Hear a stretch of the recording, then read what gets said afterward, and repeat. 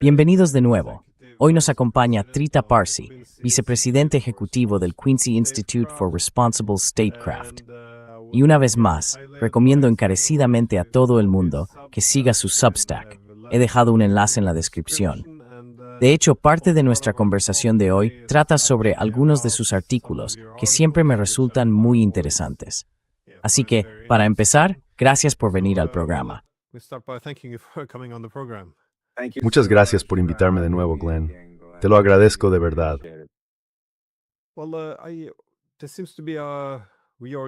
Bueno, parece que se está produciendo una reorganización de todo Oriente Medio, con muchos acuerdos en marcha.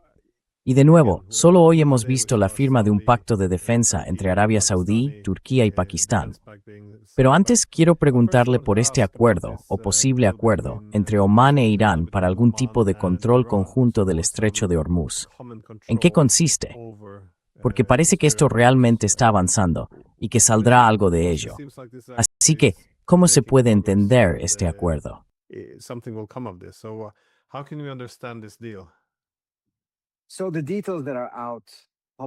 Así que los detalles que se han hecho públicos, creo, coinciden bastante con lo que también estoy oyendo en privado.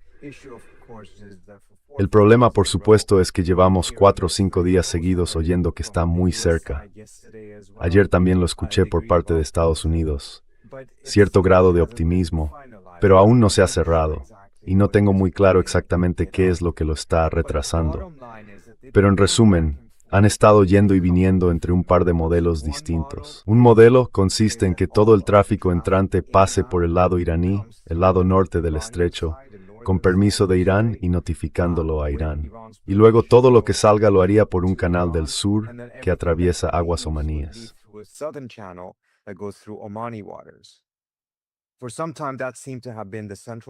Durante algún tiempo, esa pareció ser la propuesta central. Pero también había otra propuesta, y parece que van alternando entre una y otra, o al menos entre distintas variantes de esto. Y es que en realidad habría un único canal, y ese canal atravesaría aguas tanto de Irán como de Omán. Entraría por el lado iraní, pasaría por aguas omaníes, volvería a aguas iraníes, y la salida se haría por ese mismo canal o corredor esencial que se ha creado. Esta es la preferencia iraní. Los omaníes, que a todos los efectos prácticos están negociando omaníes, bien están negociando por Saudíes y por el Consejo de Cooperación del Golfo.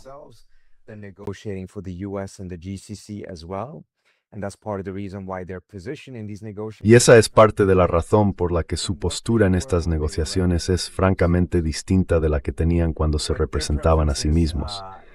Pero su preferencia es que haya como mínimo 2 corredores, con tráfico distinto de entrada y de salida. Ahora bien, creo que al final, la razón por la que Estados Unidos no está formalmente en la mesa, ni tampoco ninguno de los países del Consejo de Cooperación del Golfo, es que los iraníes insisten en que las negociaciones sobre el futuro del estrecho las lleven a cabo quienes tienen aguas territoriales en él. Esa es una forma de reforzar la interpretación iraní del estrecho, que no hay aguas internacionales en el estrecho. Están las aguas territoriales de Omán, las aguas territoriales de Irán, y no hay nada en medio.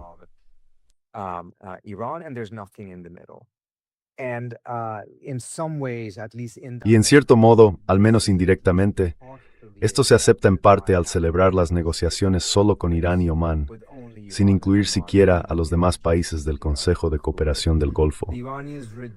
Los iraníes rechazan las pretensiones de países como Kuwait u otros, que sostienen que debido al intenso tráfico y uso del estrecho, tienen voz en este asunto.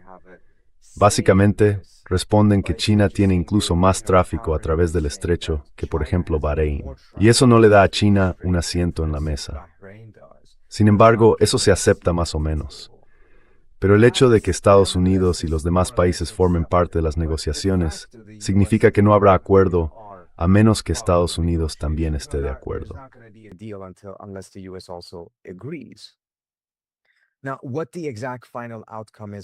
Ahora bien, todavía no sabemos cuál será exactamente el resultado final, pero sí parece que, sea cual sea la variante que salga de aquí, se va a aclarar lo que esencialmente establecía el artículo 5 del memorando.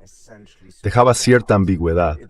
Esas ambigüedades quedan en esencia detalladas en este acuerdo, y parece que se vuelve a lo que querían los iraníes: asegurarse de que no entre ni salga ningún buque sin notificación a Irán, al menos durante este periodo provisional. En cuanto a las tasas y demás, aún no está claro si eso formará parte de la fase provisional o si será algo para más adelante hacia el final. Hay un aspecto aquí que es importante entender.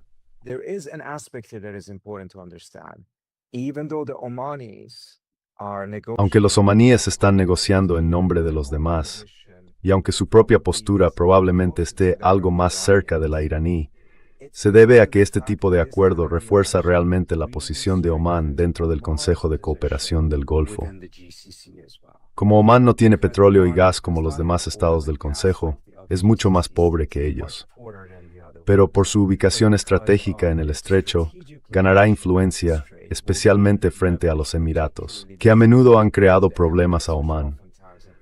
Así que creo que es importante reconocer que los omaníes probablemente están bastante satisfechos de avanzar en una dirección más cercana a la postura iraní, porque también les aporta muchos beneficios. Pero tienen que equilibrarlo, asegurándose de mantener buenas relaciones con Estados Unidos, lo cual en última instancia también es muy importante para Omán.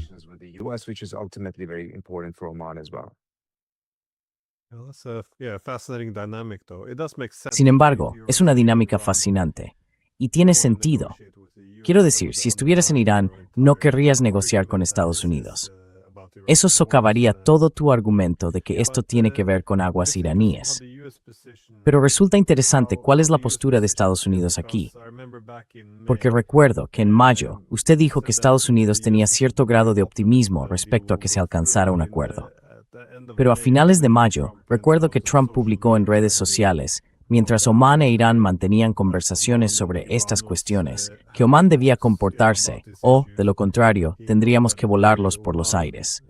Volarlos por los aires fue una cita textual de Trump. Una vez más, es un poco impreciso con el lenguaje, así que estas cosas ya nos sorprenden. Pero, evidentemente, reflejaba la postura de Estados Unidos, que no le importaban demasiado estas conversaciones. ¿Significa esto que la postura de Estados Unidos está cambiando?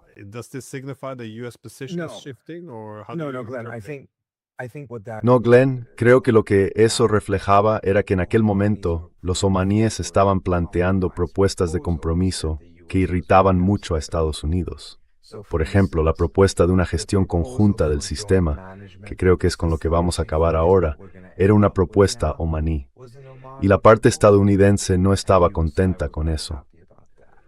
La propuesta de establecer tasas por servicios medioambientales en lugar de peajes también era omaní. Y a Estados Unidos no le gustaba.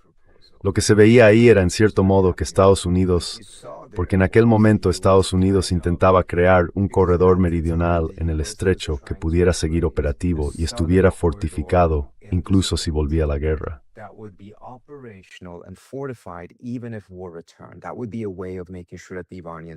Esa sería una forma de asegurarse de que los iraníes no pudieran cerrar el estrecho de Hormuz. Y estaban presionando a Omán, porque no se podía tener un corredor meridional sin el respaldo o la aprobación de Omán, en cierto modo, porque son aguas omaníes. Así que Estados Unidos estaba presionando fuertemente a los omaníes para que en esencia abandonaran su postura anterior y adoptaran una posición más cercana a la de Estados Unidos. A esto me refería antes cuando decía que los omaníes están negociando ahora en nombre de todos los demás miembros de ese grupo, en vez de hacerlo en su propio nombre. Porque son ellos mismos quienes han presentado muchas de estas propuestas de compromiso que Estados Unidos había rechazado anteriormente.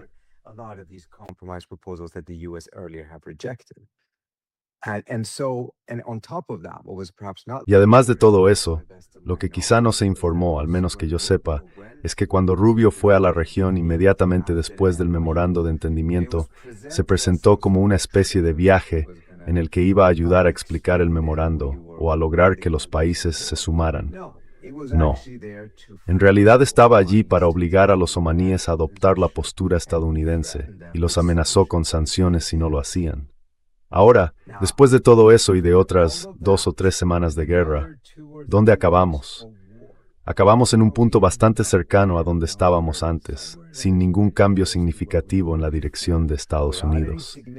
De hecho, si hay algún cambio, es una clarificación en la dirección de la interpretación de los iraníes.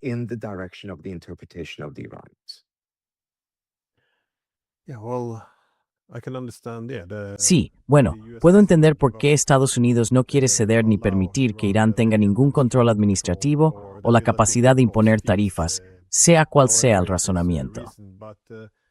Pero de nuevo, si esto limita lo que se puede cambiar, hay que aceptar estas nuevas realidades. Pero usted escribió que no sería tan grave. En su Substack, al que me he referido antes, publicó un excelente artículo sobre cómo puede entenderse el Estrecho de Hormuz a través del prisma del Canal de Suez y de lo que ocurrió allí en 1956. En esencia, Estados Unidos no necesita controlarlo mientras permanezca abierto. Me preguntaba si puede explicar este argumento y, por supuesto, esa comparación.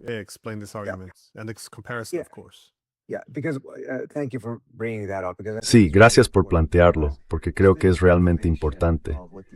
Se ha mezclado cuál es el verdadero interés de Estados Unidos aquí.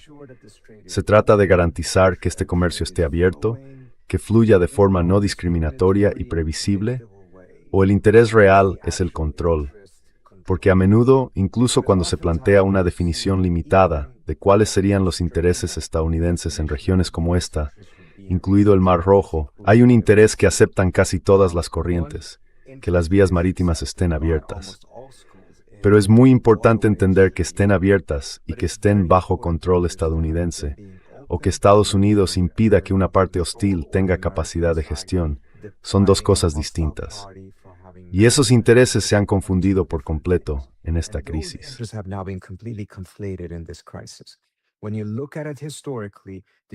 Si se analiza históricamente, el interés de Estados Unidos ha sido mantener abierto el flujo. Si puede estar controlado por Estados Unidos o por una potencia amiga, tanto mejor.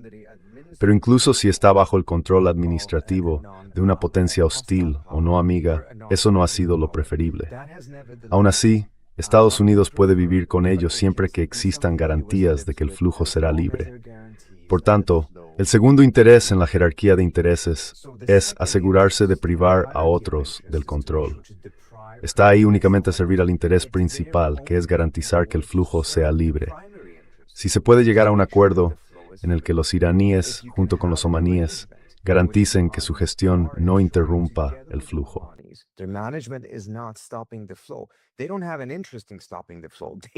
No les interesa detener el flujo.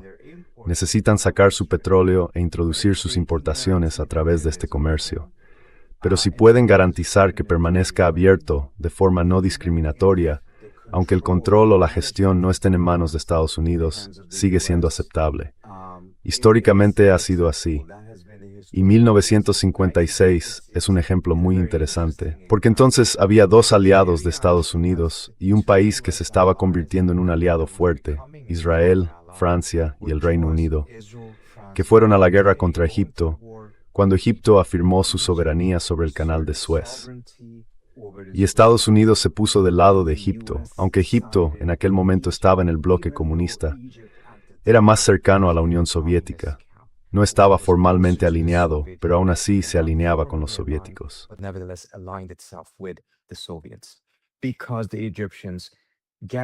Como los egipcios garantizaron esa libre circulación, la soberanía no la pondría en peligro.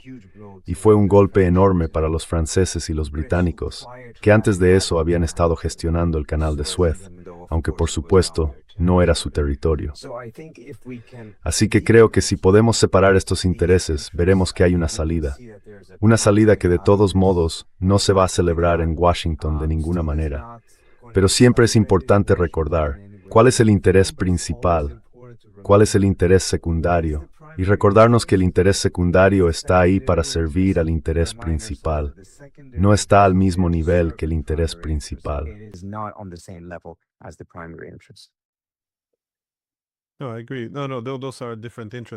No, estoy de acuerdo. No, son intereses distintos. Insisto, mantener abiertas las vías marítimas es el interés principal, pero controlar los estrechos también aporta una ventaja estratégica. Quiero decir, a lo largo de la historia, los países han querido controlar los corredores marítimos por, supongo, dos razones. Una, la seguridad, garantizar que sus propios barcos tengan libertad de navegación, pero también limitar la seguridad de los demás. Y, si se lee la obra de Zbigniew Brzezinski, por ejemplo, él señala que es muy importante transmitirles a los chinos que si alguna vez intentan desafiarnos, podemos cerrar el estrecho de Malaca. Si los rusos intentan desafiarnos alguna vez, podemos cerrar, por ejemplo, el mar Báltico. Entonces, ¿no socavaría eso la posición hegemónica a la que aspira Estados Unidos si simplemente llegara a un acuerdo por el que los estrechos permanecieran abiertos, pero fuera del control nilicense?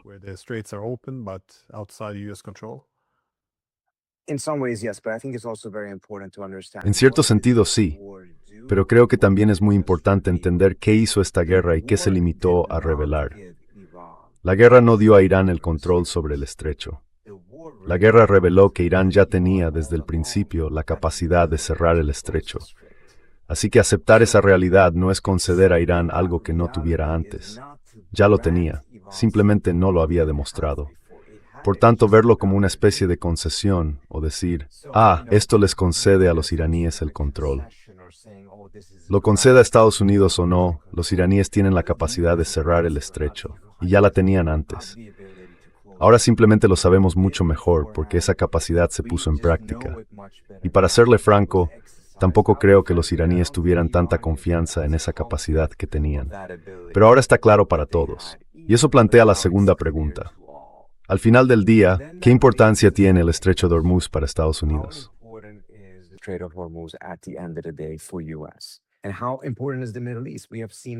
¿Y qué importancia tiene Oriente Próximo? En los últimos 20 años hemos visto una clara evolución intelectual, en la que cada vez más países dicen que Oriente Próximo no es tan crucial, no es tan vital, no justifica todas estas guerras, no justifica 19 bases militares en la región. Así que, si de verdad somos sinceros y honestos sobre qué región es vital y cuál no lo es, no deberíamos tener grandes problemas. Ahora bien, por supuesto, si esto hubiera ocurrido de otra manera, con una retirada ordenada de Estados Unidos, sin amenazas, sin que fuera consecuencia de un conflicto, habría sido mucho más asumible para Washington. Ahora se está volviendo más difícil, porque está ocurriendo en esencia como resultado de perder una guerra, y eso genera su propia dinámica. Pero en el fondo, ¿es esto algo por lo que Estados Unidos realmente debería ir a la guerra?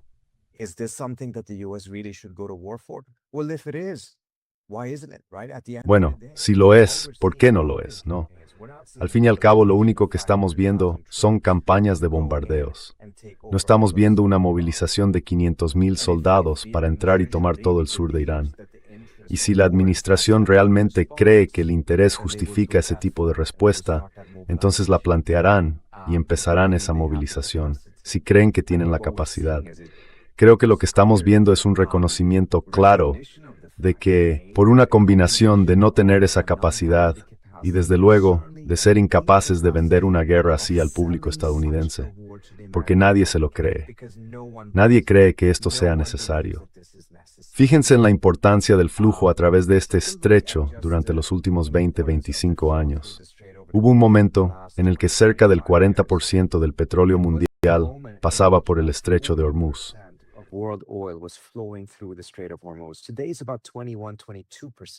Hoy está en torno al 21-22%.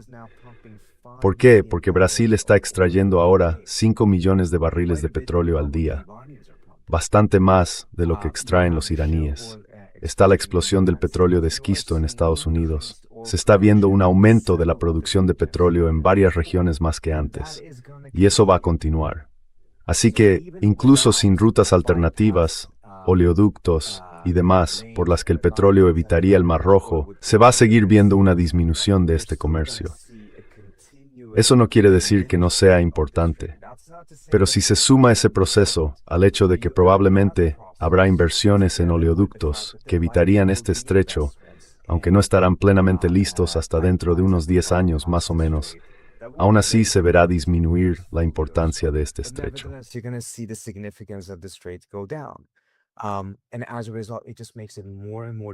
Y como resultado, eso hace cada vez más difícil que Estados Unidos justifique una gran acción militar. Además, si pensamos en el coste de oportunidad, ¿qué supone eso para la capacidad de Estados Unidos de abordar después conflictos en otros lugares mucho más vitales y claros, como en el mar de China Meridional? Ya estamos viendo que Estados Unidos está agotando, reduciendo sus sistemas de defensa aérea, los Patriot. Y además, también está agotando sus municiones y proyectiles, como los Tomahawk. ¿Es el Golfo Pérsico lo bastante importante como para justificar ese tipo de guerra, con 500,000 soldados y aún más municiones, bombardeos e interceptores empleados, cuando hay otras regiones, desde Taiwán hasta otros lugares que también son importantes y posiblemente mucho más importantes? Sencillamente, ya no creo que nadie en Washington pueda sostener ese argumento.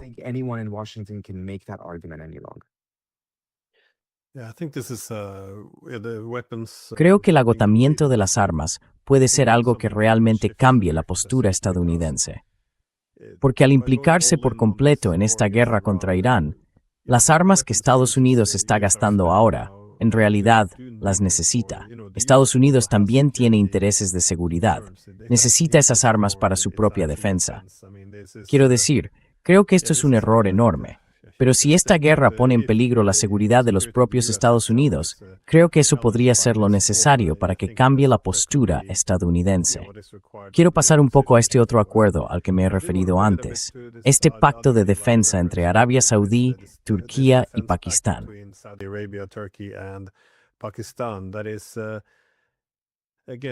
Es decir, de nuevo, se trata de que, sí, un ataque contra uno debe considerarse un ataque contra todos. Pero ¿cuáles son aquí las motivaciones contrapuestas? Puedo entender a los saudíes. Obviamente, están sufriendo ataques directos. Turquía tiene su propia rivalidad con Irán, pero no veo que quieran ir a la guerra con Irán. Y luego está Pakistán. Bueno, cuesta imaginar que ataquen a Irán, salvo que tengan algunos generales corruptos. Pero ¿cuál es el propósito aquí? ¿O son simplemente tres actores muy diferentes, con incentivos distintos?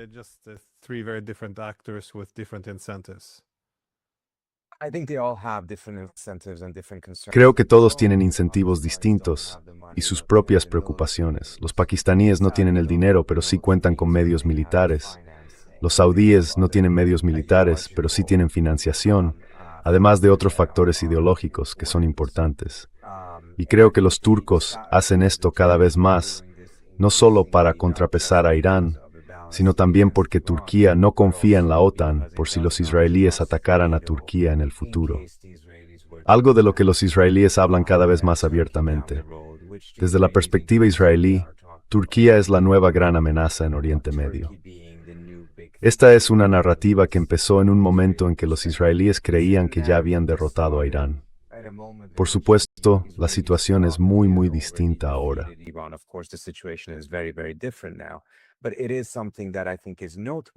Pero creo que hay algo digno de destacar.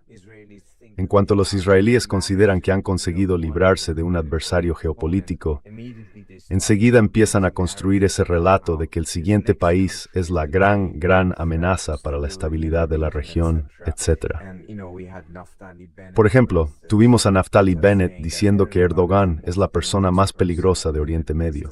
Es lo mismo que vimos ocurrir entre Israel e Irán en 1991, cuando los israelíes decidieron que las circunstancias geopolíticas habían cambiado y que Irán ya no era un posible amigo de Israel, sino su principal rival. De la noche a la mañana empezaron a aparecer artículos que presentaban a Irán como la gran amenaza. Sin embargo, solo unos meses antes seguían presionando a Washington para que hablara con Irán y se reconciliara con Irán, porque necesitaban a Irán como parte de la situación geopolítica anterior que existía.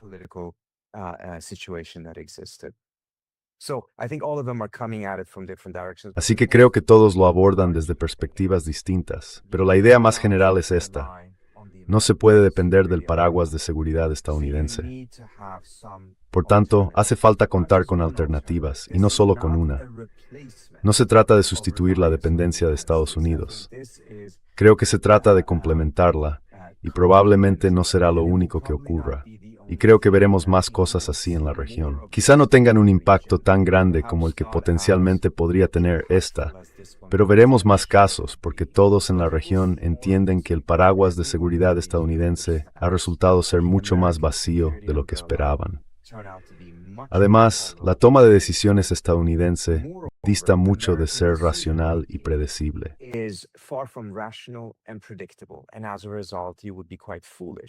Y como resultado, sería bastante insensato poner todos los huevos de vuestra seguridad en esa cesta.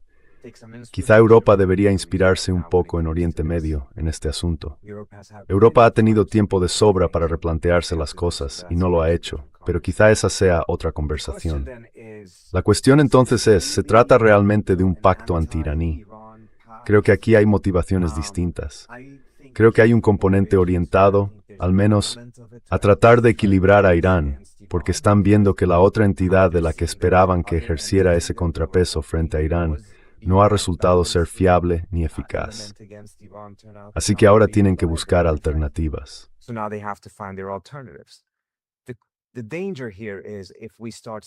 El peligro aquí es que empecemos a ver formaciones de bloques más profundas en Oriente Próximo. Eso creo sería un problema enorme. Sin embargo, si esto es algo provisional y la verdadera inversión se hace en algún tipo de seguridad colectiva, ya hemos hablado de ello, una seguridad indivisible para la región, creo que ese es un camino mucho mejor. Este avance me parece una amenaza potencial para eso, pero todavía no está del todo claro. Y parte de la cuestión es, sencillamente, si esto es realmente fiable. ¿Iría Pakistán a la guerra con Irán por Arabia Saudí? ¿Iría Turquía a la guerra con Irán por Arabia Saudí?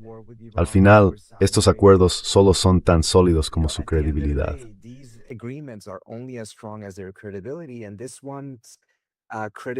Y la credibilidad de este podría ser, a estas alturas, mayor que la del paraguas de seguridad estadounidense, aunque no necesariamente plenamente creíble. Pero si yo estuviera en Irán, no descartaría esto.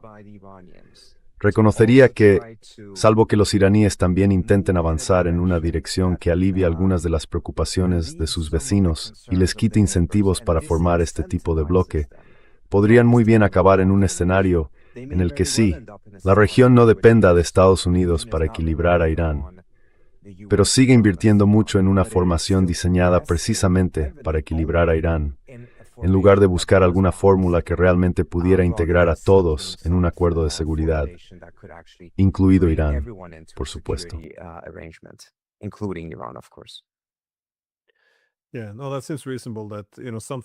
Sí, no, parece razonable, pero ya sabes, algo tendría que ocupar ese vacío. Si Irán espera que Estados Unidos se retire, ¿qué lo sustituiría? Lo ideal sería algún acuerdo de seguridad colectiva que incluyera a Irán. Pero sí, ojalá más adelante. Sobre los europeos, ya que los has mencionado, en realidad tuvieron su propio camino hacia un acuerdo de arquitectura de seguridad paneuropea con los rusos, como sabemos, en 1990, 1994 y 2000. Creo que optaron en cambio por la ampliación de la OTAN, porque era una buena forma de asegurarse de que Estados Unidos siguiera en Europa. Pero de nuevo, ahora que confían menos en las garantías de seguridad de Estados Unidos, al parecer el objetivo en Europa es crear un nuevo sistema de la OTAN solo con los europeos.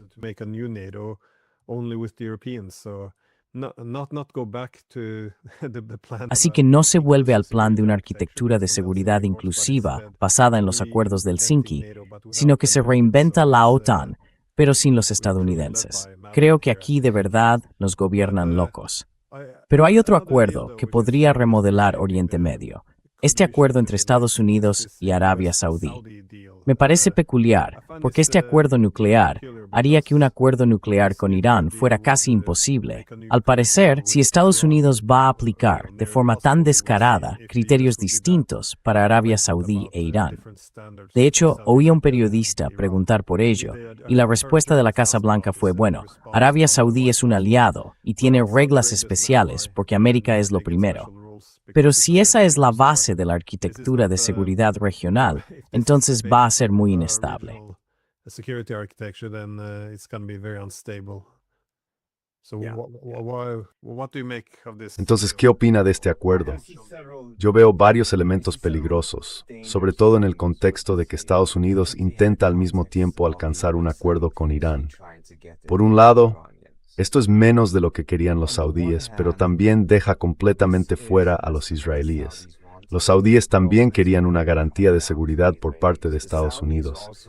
No estoy tan seguro de que hayan renunciado por completo a eso. Creo que, con su nuevo enfoque de tener varias capas, seguirían queriéndola, aunque no sea tan fiable como podría haber sido, o como ellos creían que sería. Sigue siendo algo que creo potencialmente quieren.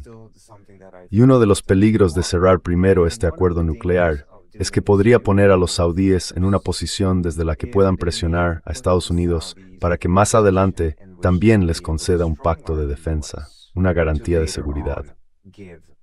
A defense pact, a security guarantee as well. And part of the reason I would think that would be bad for the US. Y parte de la razón por la que creo que eso sería malo para Estados Unidos y para la región es que Estados Unidos debería desvincularse de estos conflictos regionales. Dar a Arabia Saudí una garantía de seguridad similar a la del artículo 5 de la OTAN sería exactamente lo contrario. Pero tenemos ejemplos de otros países que una vez que tienen la capacidad de enriquecer material nuclear y cuentan con una vía hacia una bomba nuclear, han utilizado eso para presionar a Estados Unidos y lograr una garantía de seguridad. Esencialmente diciendo, bueno, si no nos dan una garantía de seguridad, no nos queda más opción que ir a por un arma nuclear.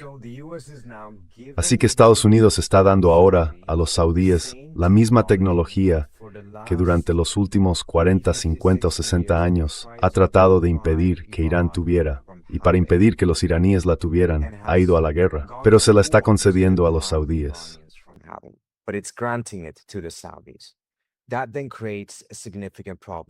Eso crea entonces un problema importante, potencialmente para estas negociaciones con Irán. Los iraníes habían aceptado, en conversaciones anteriores, una moratoria sobre el enriquecimiento que podría durar 10 o 12 años.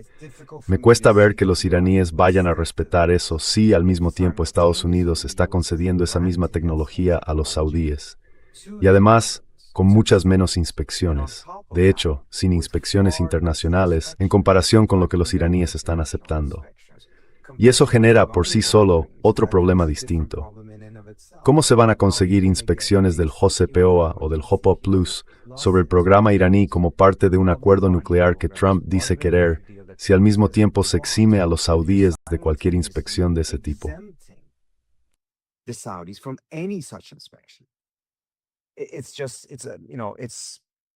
Es una locura, en mi opinión, y no parece que la administración haya calculado realmente cómo iba a afectar esto a las negociaciones con Irán. Ese acuerdo, por cierto, lleva ya un tiempo preparado con los saudíes. Se ha anunciado ahora por otros motivos, relacionados con requisitos de información y cosas así, para asegurarse de que todo quede hecho antes de que Trump deje el cargo. Pero creo que en realidad las dos cosas van en contra una de la otra. Eso no significa que Estados Unidos no pueda alcanzar otros acuerdos con los saudíes, etc. Pero hacerlo exactamente de esta manera, si estos son los detalles finales, cuando conozcamos todos los detalles, creo que va a crear un problema importante para cualquier acuerdo con los iraníes.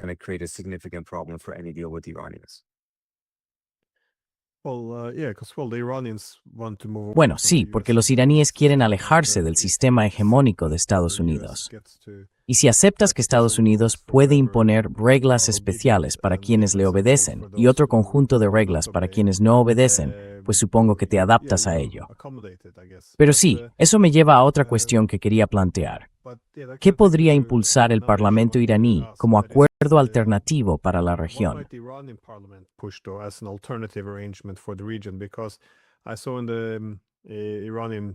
Porque ayer vi en los medios iraníes que el Parlamento iraní podría presentar un proyecto de ley que, bueno, se consideraría bastante duro. Limitaría el paso de buques israelíes por el estrecho de Hormuz o de cualquier barco que se dirija a Israel o beneficie a Israel.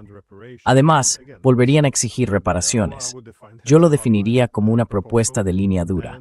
Y si se combina esto con, por ejemplo, los ataques que llevaron a cabo contra Jordania, que parecían estar alineados con el objetivo más amplio de animarles a romper sus lazos con Estados Unidos, ¿cree que los iraníes podrían sentirse tentados a buscar una victoria total?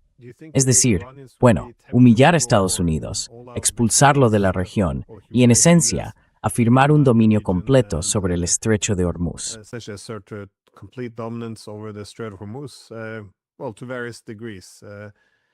Bueno, en distinta medida, porque de nuevo, debe de haber mucha rabia ahí, incluso entre la población, ¿sabes? Y tampoco se puede ignorar eso. Y también señalo lo siguiente. Imagina que fuera al revés. Si Irán hubiera hecho esto a ciudades estadounidenses, ¿acaso Estados Unidos no tendría en mente alguna represalia? Quiero decir, ¿tú cómo lo ves? De nuevo, podría ser simplemente una señal política de que esta es la alternativa a una diplomacia seria, de buena fe. Si no conseguimos eso, se lo dejaremos a estos radicales que se lanzarán de lleno a humillar a Estados Unidos. Así que, sinceramente, no estoy seguro de cómo interpretar esto.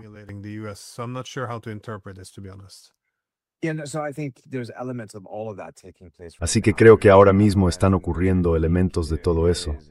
Hay un elemento en el que creo resulta útil poder mostrar cuál es la alternativa, pero también creo que hay una realidad, los sectores más duros del Parlamento. Y es importante señalar que, hasta hace, ¿cuánto? Una semana más o menos, el Parlamento iraní no estaba reunido debido a la guerra.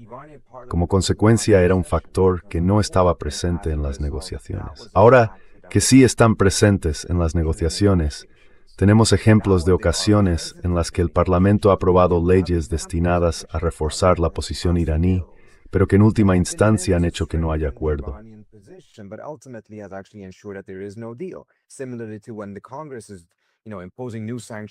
De forma parecida a cuando el Congreso impone nuevas sanciones. Nominalmente es para reforzar la posición estadounidense, pero en la práctica y también en muchos casos por intención, se diseñan para socavar las negociaciones. Y creo que los iraníes deberían tener mucho cuidado con esto, porque sí, hay una motivación concreta para humillar a Trump, por lo que Trump ha hecho. Pero el efecto contrario no implica necesariamente que Estados Unidos haga algo.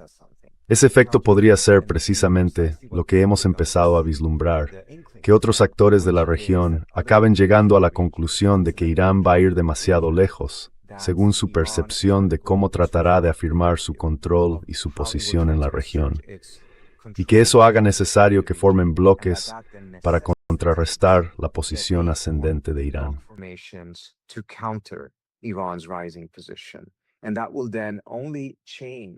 Y eso solo cambiaría quiénes son los rivales de Irán, en vez de permitir que Irán haga de esta rivalidad tan intensa que lleva bastante tiempo en marcha y está constantemente al borde de la guerra.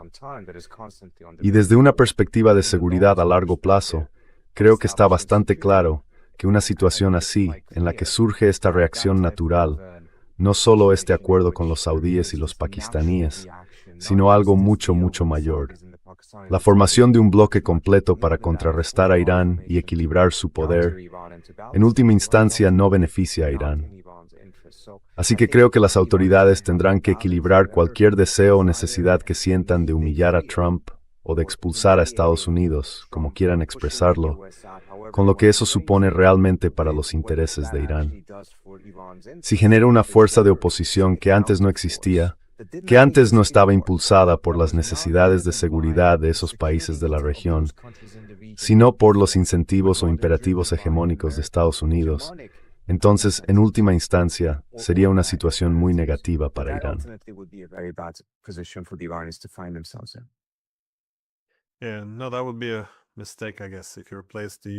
Sí, no, sería un error, supongo, sustituir el sistema de alianzas hegemónico de Estados Unidos por un nuevo sistema de bloques con el único objetivo de contener a Irán.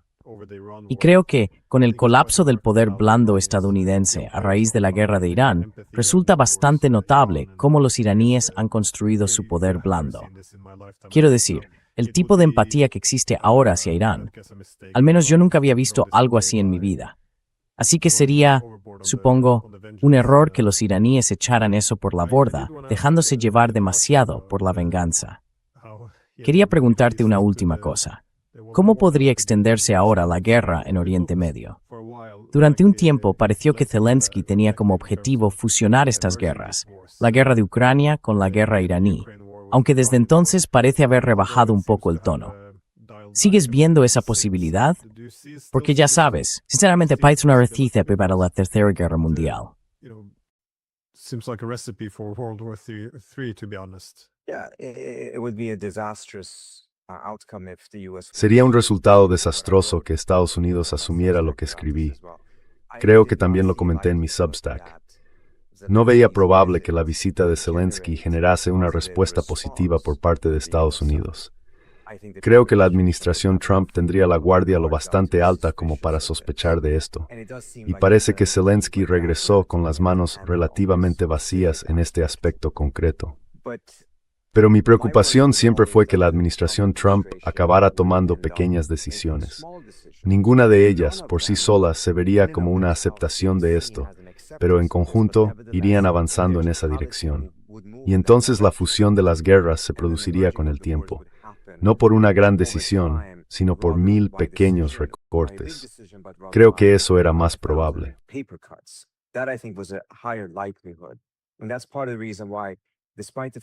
Y eso forma parte de la razón por la que, pese a que Zelensky no pareció tener éxito en esta visita concreta, no disminuye mi preocupación de que este pueda acabar siendo el camino que tomemos.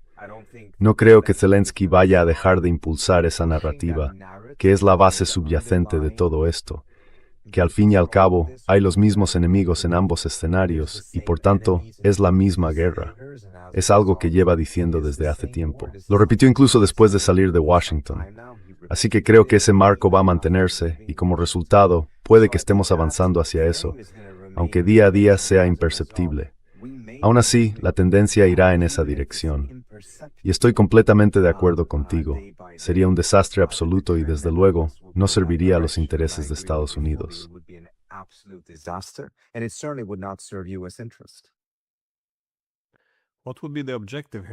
¿Cuál sería entonces el objetivo? Porque también podría salir mal. Podría arrastrar a los europeos a la guerra de Ucrania y dispersar aún más sus recursos. ¿Cuáles cree que son los cálculos de Zelensky, teniendo en cuenta que está presionando tanto para lograrlo?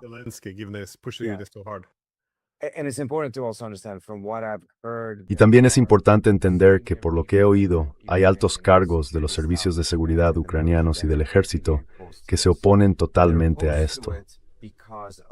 Se oponen porque hacen una valoración distinta del riesgo.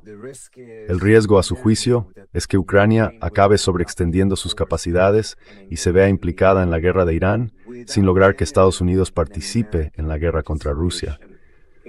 Y como resultado, el rendimiento de esa inversión sería negativo. En cambio, creo que Zelensky lo ve de otra manera. Considera que merece la pena asumir ese riesgo porque piensa que cualquier sobreextensión que pueda sufrir Ucrania quedará compensada por el hecho de que Estados Unidos se implicará mucho más directamente contra los rusos.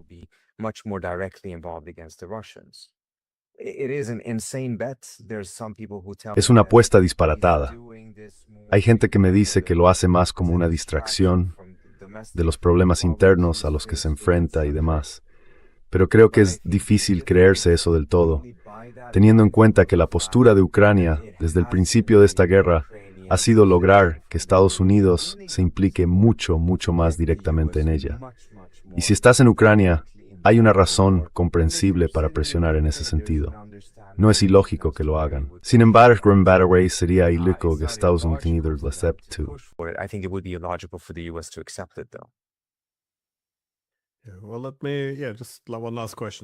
Bueno, déjame, sí, solo una última pregunta.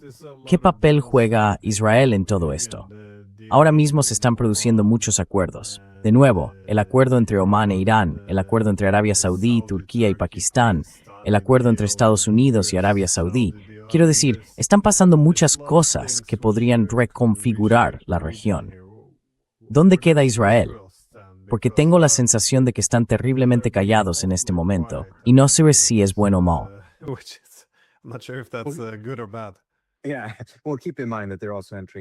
Sí, bueno, hay que tener en cuenta que ahora también entran en temporada política. Así que gran parte de la atención se está volviendo hacia adentro, hacia lo que será, por supuesto, una elección muy decisiva para Netanyahu. En cuanto a Ucrania, creo que los mayores beneficiados, francamente, serían los israelíes. Le daría una nueva vida a la guerra con Irán, que es lo que quieren los israelíes. Daría a los europeos la oportunidad de entrar en la guerra con Irán de una manera en la que no lo han hecho, al menos no directamente.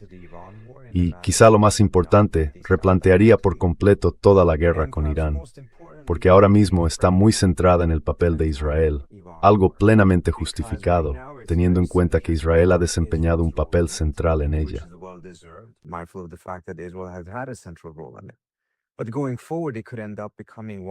Pero de cara al futuro, podría acabar convirtiéndose en una guerra en la que derrotar a Irán no sea para defender a Israel, sino para defender a Ucrania. Y eso tendrá una aceptación política completamente distinta, sobre todo en Europa, pero también en Estados Unidos. La imagen de Israel se ha desplomado en Estados Unidos. Para la administración supone una enorme carga que tantos de sus propios votantes perciban que esta guerra con Irán se ha hecho por Israel.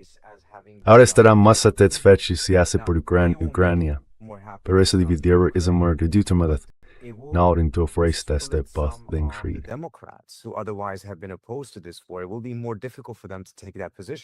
Les resultará más difícil adoptar esa postura porque siguen estando muy comprometidos con el apoyo a Ucrania y a su guerra contra Rusia. Así que creo que los israelíes ven muchas oportunidades en esto, de una manera que no creo que nadie más pueda ver con el mismo grado de aspectos positivos. En cuanto a estas otras cuestiones, creo que los israelíes probablemente estarán muy preocupados por esta nueva fórmula, especialmente si acaba siendo una que no se centre únicamente en contrarrestar a Irán, sino que en cierto modo incluso termine incluyendo a Irán.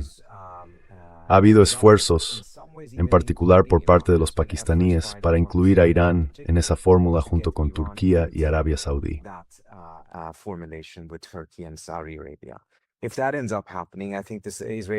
Si eso acaba ocurriendo, creo que los israelíes verán cada vez más esto como una coalición que está ahí para contrarrestar a Israel. Hay dudas sobre si este acuerdo elimina la posibilidad de una normalización entre Israel y Arabia Saudí. Algunos en Israel, por supuesto, siguen esperando firmemente esa normalización. No me parece que a MBS le importe tanto, pero no tengo claro que realmente fuese un obstáculo para ese tipo de normalización con Israel. Simplemente no veo que eso esté sobre la mesa ahora mismo, ni en un futuro previsible. Tampoco parece que los saudíes lo deseen especialmente en este momento, cuando sigue habiendo un genocidio en curso y la indignación contra Israel, incluso entre los saudíes y en la región en su conjunto, sigue estando a un nivel mucho más alto que en los últimos 10 o 15 años.